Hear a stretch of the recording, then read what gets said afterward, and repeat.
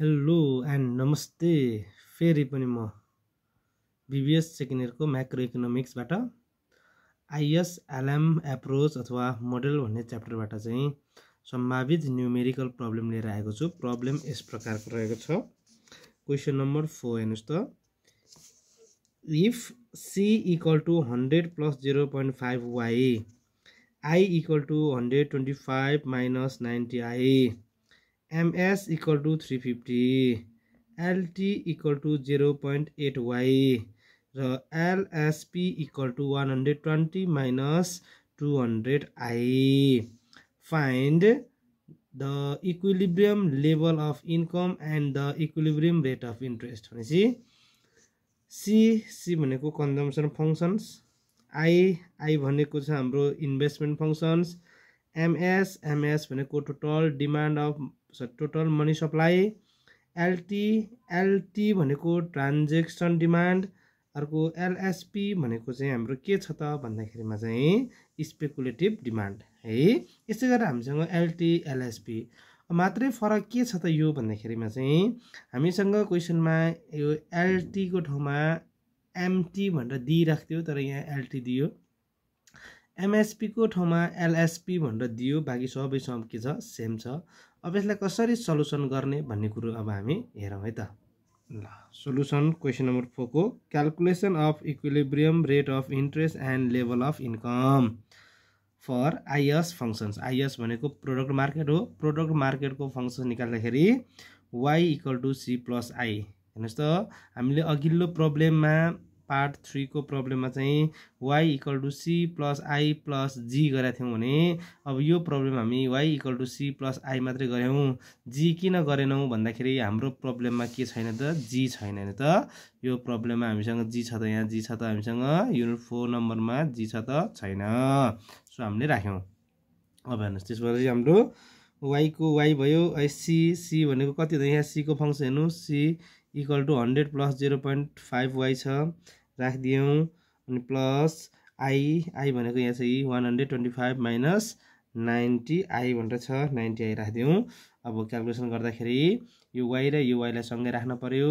y को y यो plus यता आउँदा माइनस 0.5 y इक्वल टु 100 को 100 प्लस को प्लस 125 माइनस को माइनस 90i को 90i भयो।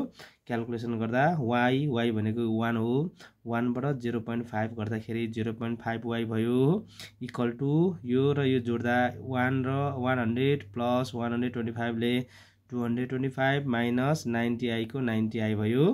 अब यो y 0.5 y भन्ने बित्तिकै हामीले बुझ्नु पर्यो 0.5 इन्टु y हो। यो मल्टिप्लाई हो भने इक्वल टु भन्दा पछाडि जाँदा डिभाइड हुन्छ। So y equal to 225 divided by 0.5 minus 90 divide by 0.5 i भयो। देयरफोर y को value equal to 225 divide by 0.5 गर्दा 450 माइनस को माइनस 90 लाई डिभाइड गर्दा 180i आयो। यो एउटा इक्वेसन आयो जसलाई हामीले के भन्छौँ त, आइएस फंक्शन्स। यसै गरेर हाम्रो अर्को छ निकाल्नुपर्ने फर एलएम फंक्शन, जसलाई हामीले मनी मार्केट भन्छौँ। यसमा जहिले पनि के हुन्छ त, ms इक्वल टु md भनेको money supply equal to money of demand है। अब ms को ms र md को ठाउँमा हामीले के गर्नु पर्यो, lt प्लस lsp भनिहाल्यो।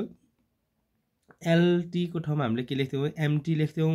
अनि lsp को ठाउँमा msp लेख्थ्यौँ। मात्रै l को ठाउँमा m को ठाउँमा l मात्रै चेन्ज भयो, बाँकी सबै प्रोसेस यो सेम भयो।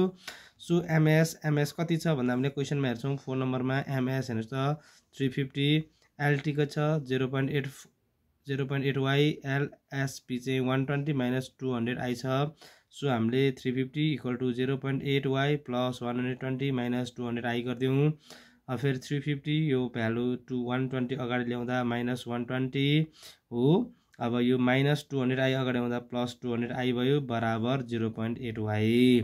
अब यो माइनस यो गर्नु पर्यो, 350 मा 120 घटाउँदा 230 आयो, प्लस को प्लस 200i को 200i बराबर 0.8 y।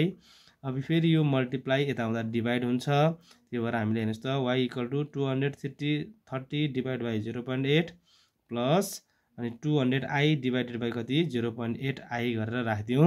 डिभाइड गर्दाखेरि y बराबर 230 डिभाइड बाई 0.8 भनेको 287.5 भयो प्लसको प्लस 200 डिभाइड बाई 0.8 भनेको 250 भयो। यसै गरी दुईटा दोस्रो इक्वेसन निकाल्यौँ। अब हामीलाई इक्विलिब्रियम भन्ने बित्तिकै हामीले दुईटालाई के गर्नु पर्यो इक्वल गर्नु पर्यो। So for equilibrium IS equal to LM। अब यहाँ IS को भ्यालु हेर्न सक्छौँ।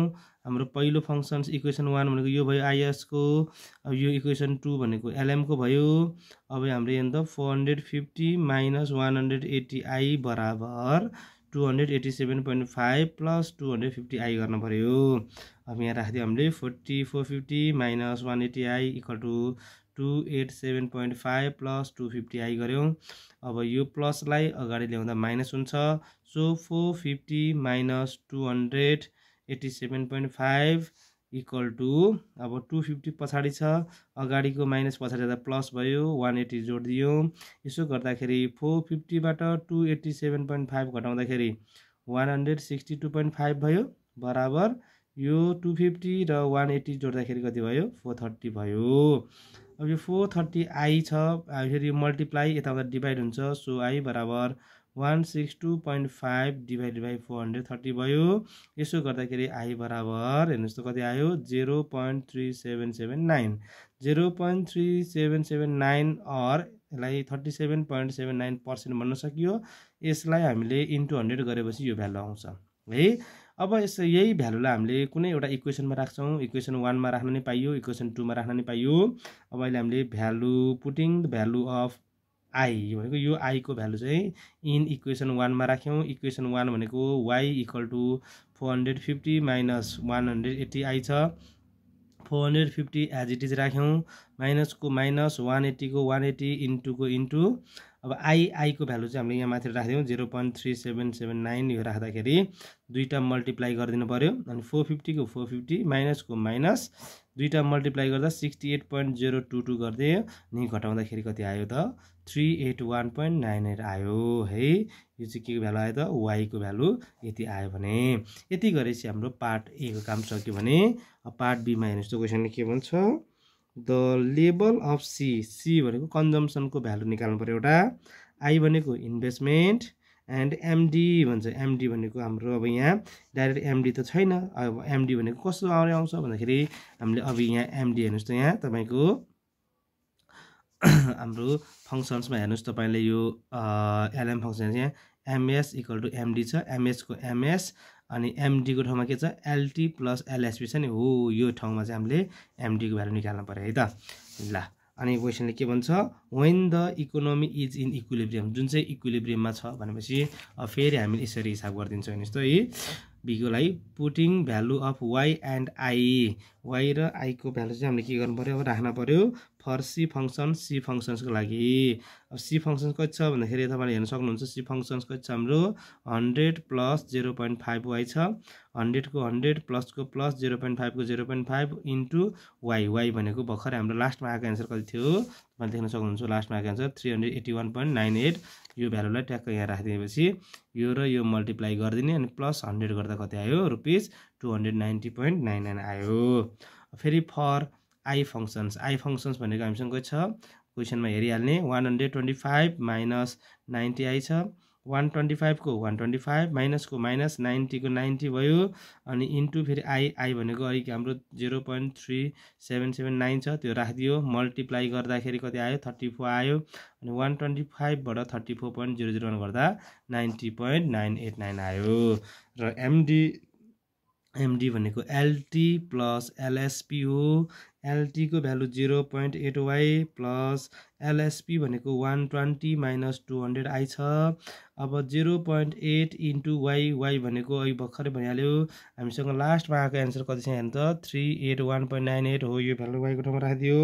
प्लस को प्लस 120 को 120 माइनस को माइनस 200 को 200 इन्टु आई भनेको इन्ट्रेस्ट यहाँ छ हाम्रो 0.3779। अब यसलाई राखिदियो। यो र यो दुईटा मल्टिप्लाई गर्दाखेरि आयो 305.8 8584 अनि प्लसको प्लस 120 अनि फेरि यो र यो मल्टिप्लाई गर्दा माइनस गर्दा आयो 75.58 आयो। सो यो प्लस यो माइनस यो गर्दाखेरि कति आयो 350 रुपिस आयो हो। यसै गरी चाहिँ हामीले यसलाई सल्युसन गर्न सक्छौँ। यो पनि आउन सक्ने सम्भावित क्वेसन हो। तपाईँलाई यदि यो भिडियो मन पर्यो भने लाइक कमेन्ट र सब्सक्राइब गर्न नभुल्नुहोला। यस्तै भिडियोहरू फेरि म राख्नेछु।